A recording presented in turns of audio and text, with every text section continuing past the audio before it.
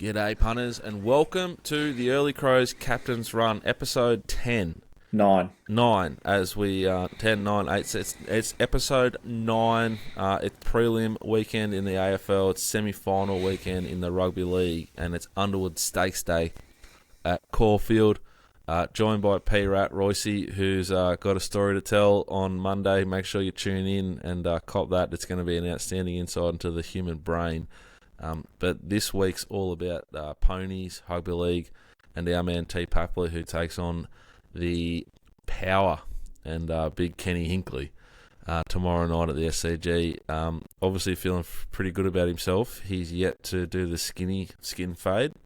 When are we looking at getting that done? Yeah, I'm thinking maybe after this, so I might walk down with the dog and have a little freshen up, get a shave and a little sharpen up, so it'll be nice and fresh for Friday night footy. How's the body? How's the rig? How's the mind? And how's the team?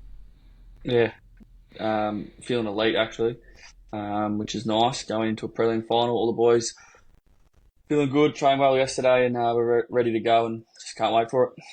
All right, well, best of luck with tomorrow night. Let's get to the ponies, eyes on ponies. Randwick's where we're racing in Sydney, and Tom's in charge. We're going to kick off with race 3, number 10. Tom, take it away.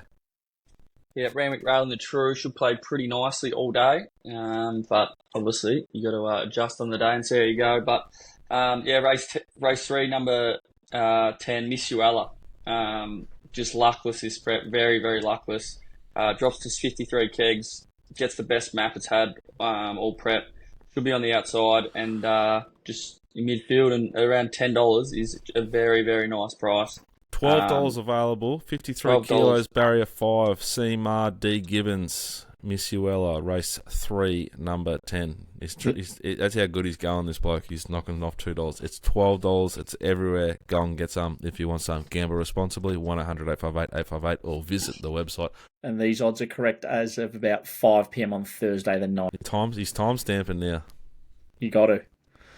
He's time stamping. My man. Race 5 is our next bet, and it is number 7 for the Hippo, Gay and Adrian. Big fat price. Serpentine. Yeah, the Kingston Town Stakes. Good little race over the 2,000 metres. I'm actually going with the value, like you said. Race 5, number 7, Serpentine. Gets the Hippo on.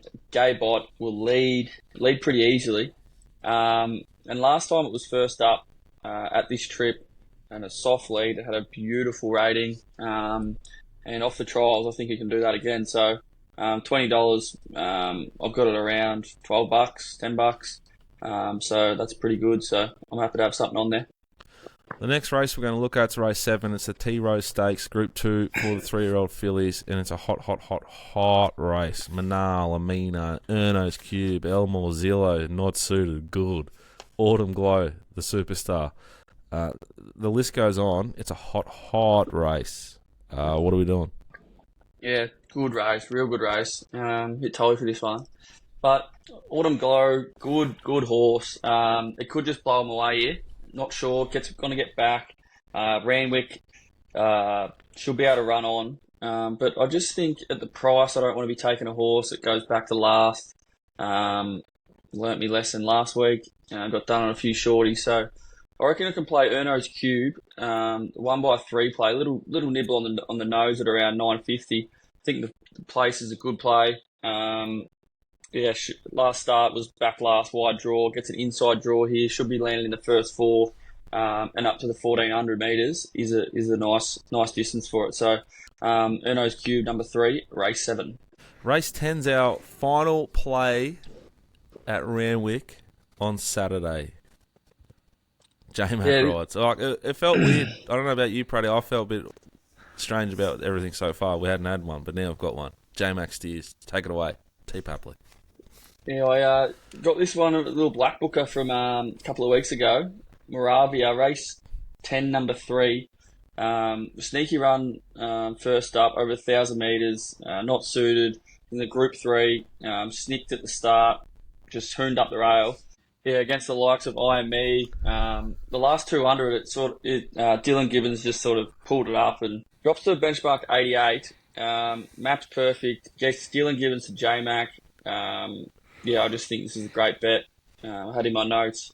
Wait for 1200 metre, drop in class, goes to a group 3 to a benchmark 88, 1200 metres, tick, tick, tick, J-Mac tick, and yeah, around the $3.70. Good bet.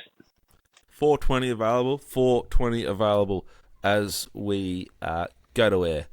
The next, we're going to head now, boys. We're going to head now to the Heath, to Caulfield, where the rail randomly for a Group 1 meeting is out 6 metres. Now, believe it or not, one of the fairer rail positions at Caulfield. 1400 metre plus races. A little bit anxious about backing anything worse than midfield. I think what's relevant at Caulfield too is at the moment we're looking at a 25 to 30k west-northwesterly.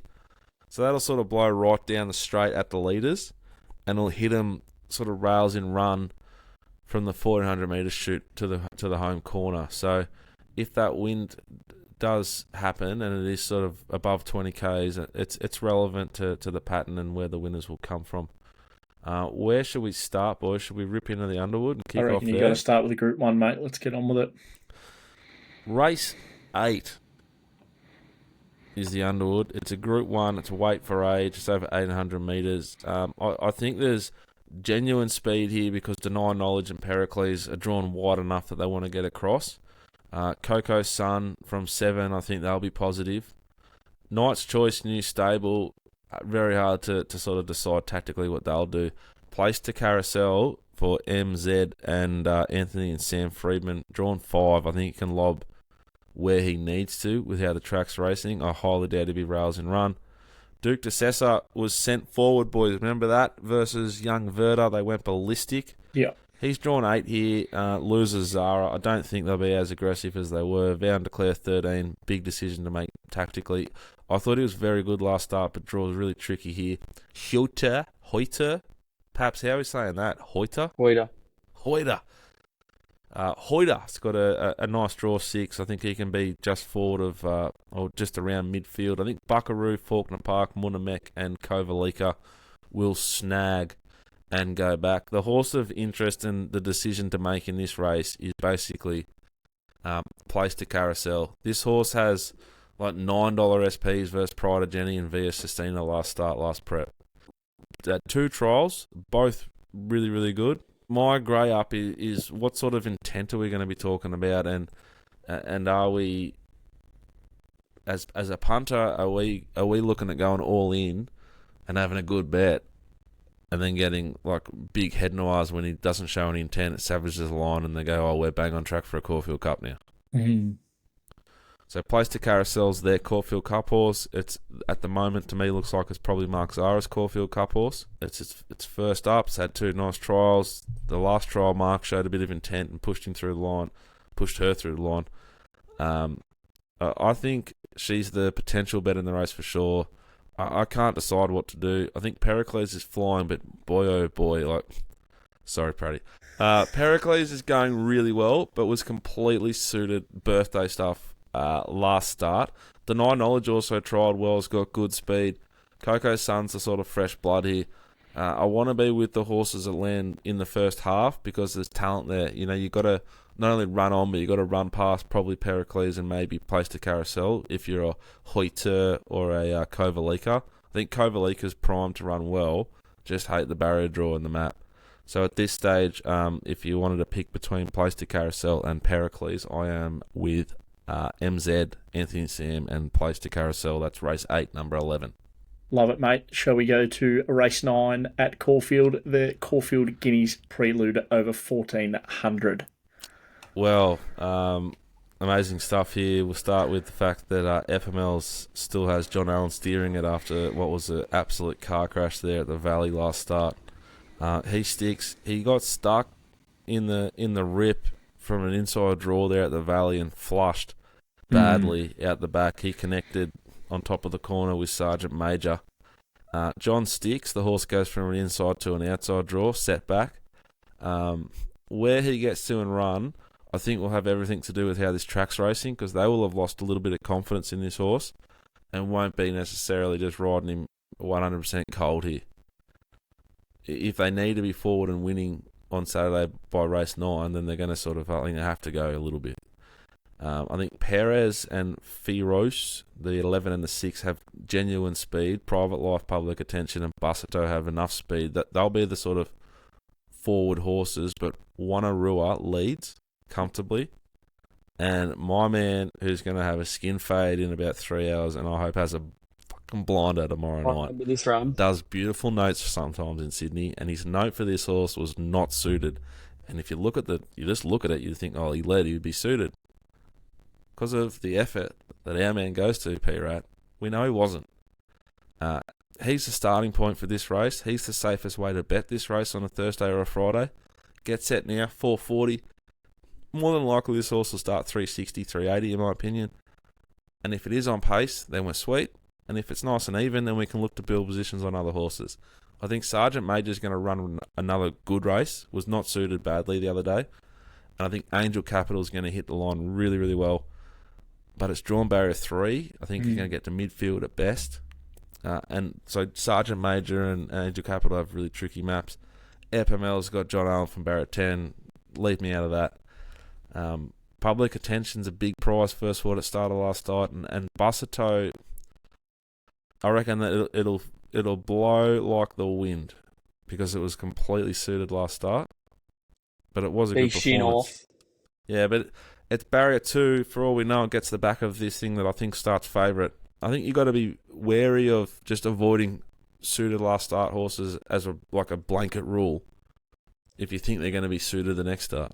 Obviously, the wind, everything will play a role here. I think if they're running on, Sergeant Major's got the right map to be very competitive and hit the line late in a very, very interesting race. Quite enjoyed perhaps how you just said to you then that you sometimes leave good notes. So there was still a little room for improvement, but good note taken to start. Let's finish with the last. Here for the horses plate over 1200 Dicko. Interesting race, a little deep, red card. Herbert Park, 4 on the bounce, going for 5. How do you see this playing out? Herbert Park's had a juicy little tick over in between. Lovely piece of work. Red card, expressiveness. Well, D-Lane sacked expressiveness. We sacked it before it started. It was poor again last start after failing first up. The market spat it out. It'll spit it out here. They're the 2 speed horses. Then you got Miss Atlantic, Kundalini, Sham, maybe Revolutionary, Mistrial, pretty nice. They're the sort of speed. There's not a heap though. Molly Knickers first up from 1. How aggressive? Not that aggressive. Bella May, 12. I don't know. Herbert Park's barrier's awful. Aviatrix was blessed last start in the extra 2 race that he should have won. If we remember, boys, we were on. Johnny Allen decided to sit forward, no cover, and then he got flushed out by the eventual winner. Extra 2's drawn 7 here and gets Shin back on. But I don't like the map at the same time. I think it's going to be really, really busy around it. The horse that I've got a lot of time for, and the trials have been good enough, and the price is pretty juicy, is the 15 Moesha. This thing's got to be a relation to Charlie Sheen. It's Savage's lines. Every start last prep, it hit the line so hard it wasn't funny. It's not a perennial winner, but I really like that horse a lot. And it's just big, big wind pattern, how they've been winning. We've had 9 races to assess. If this track's fair, a little deep is a big, big bet. But back and buried from barrier 3, J Carr, it's a little bit scary. Nice, mate. I reckon that Aviatrix, I usually just sit down and take my medicine and be quiet, but last time Aviatrix was drawn an inside barrier in Adelaide, it went forward, and I reckon at $2 plus it's a bet on Saturday if it goes to Morfordville. Yeah, so just to translate that, that horse Aviatrix is in race 10 at Caulfield at the moment, but it's also in a race at Morfordville. It's race double 6. nommed, double accepted, and if it goes to Morfordville, P-Rat Royce, our man, is going to be all over it. Obviously, he wouldn't go unless couldn't go, but they could drive that one. They wouldn't need to fly that horse, so you can just leave that gag out for Monday if you like. But what about when you hit Adelaide if it's like peak hour or something? Well, we should be right now. Less head noirs in traffic, you know. I'll drive. Love it, mate. Should we go to the NRL? Oh, rugby league. God, it was glorious last weekend, and it sets up to be beautiful this weekend. There's storylines, there's narrative everywhere. The Sharkies off a painful loss. Nico Hines copping it like deluxe everywhere. They take on the Cowboys, who, if you didn't notice, if you missed this, they failed to book flights, the Cowboys. Like, how rugby league's that? So PVL had to put on a private plane for them. Good result. Not playing at Shark Park, though, the Sharkies, because it's not a big enough joint. I think they're playing at the old SFS, whatever it's Allianz called now. Stadium. They're both across games the this road. weekend. Like, it's a genuine double header. Mm-hmm. Like, if for basically the early Crow audience, a few of them reached out and wanted to let Paps know. So there's going to be the Sharks and the Cowboys on next door. So allow a little bit extra time to get there, and obviously be very, very careful. I don't know where to go with that. Because you crashed your car going to a game on Saturday afternoon. Fuck, he's all over it tonight. Come on, guys, stay with me. It's Friday night. People are leaving work. People are going to the footy. 2 games of footy. We've got a sold-out SCG. We're going to have a big crowd. Won't be a sellout at the Sharks-Cowboys game. I'm saying it's going to be very busy, Tom. Eyes up at all times. 2 ends on the wheel, that sort of stuff. 10 and 2, 10 and 2, 10 and 2. We've got Sharks $1.60 and the Cowboys $2.34. It's a 4.5 point head start for the Cowboys, which is $1.83. To the Sharks at minus 4.5 is $1.98. So you're getting a little bit of extra juice at the line. Dicko, how would you be playing the first game of Friday night? Cowboys. The Sharks hate finals. They hate finals. Cowboys, nothing to lose. They beat them in a similar game either last year or the year before. I wouldn't actually part with my cash on this game because I don't believe in either side. And the Cowboys are very inconsistent. But if I had to part with cash, I could never, ever do it with a guilty conscience if I bet on the Sharks in the final. This will be a good game. I think there's a lot of pressure on Nico Hines, as my dog just shaked his ears. A lot of pressure on Nico Hines. If he doesn't get this done, it's going to be... I reckon they're going to come for him, the media. So for Nico Hines' sake, I hope he gets it done. And Sharky's in a close one. Praddy? Yeah, I think close enough to $2 on that line. I'd be happy to take the Sharks at negative 4.5. Yeah. Righto, going against me. Just with a little bit of extra juice. The second game, Dicko, same venue. Roosters, Sea Eagles. The head-to-head odds are the same. Roosters $1.60, Sea Eagles $2.34. The line is obviously -4 and plus 4.5. Obviously -4.5 for the Roosters, but it's $1.90 lines. Oh, feed me that cook chook. Like, that is Manly, brave, but they weren't the best side on Sunday. The form against, let's wait for age form coming off a Penrith game. Feed me the Roosters. Oh, I think they're the best bet of the weekend in the rugby league by a mile. They'll bounce back. The most professional organisation, top 3, and that's why they're always thereabouts. There's 3 organisations that are consistently delivering, and they're one of them. And I think they'll I think they might even put a big number on the Sea Eagles. Yeah, I'm with the Chooks. They'll bounce back. And although it's probably a bit of a mediocre crowd, as in like they'll be probably about 50-50 Roosters Manly, as it's only just up the road for the Manly Sea Eagles fans. But I think the Roosters can get it done. Yeah, I'm all over the Roosters. I think they will win and win. All right, that's rugby league. We've done the ponies. We've got our golf plays up on the socials. They kick off. They're running already, but you could probably find a way if you needed to. We'll be taking on the Wolf Den on Saturday morning. Friday afternoon, those tips will be out. Friday afternoon, we'll be taking them on. We still hold a lead, but they took the points last Saturday. We're looking to bounce back because we want to stay on top. Eyes on ponies, where we need luck. I wouldn't say we need a lift. Like, we need a bit of luck. What I know about luck is it comes and it goes, and it's not been here, so it's about to come. So don't miss that on Saturday morning. Yep. That's been the captain's run for the Other Crow, episode number 9. Have a phenomenal, outstanding weekend. Gamble responsibly. 1-800-858-858 or visit the website. Go Swans. Good luck, Tom. Bye for now. Boys. Go the Swannies.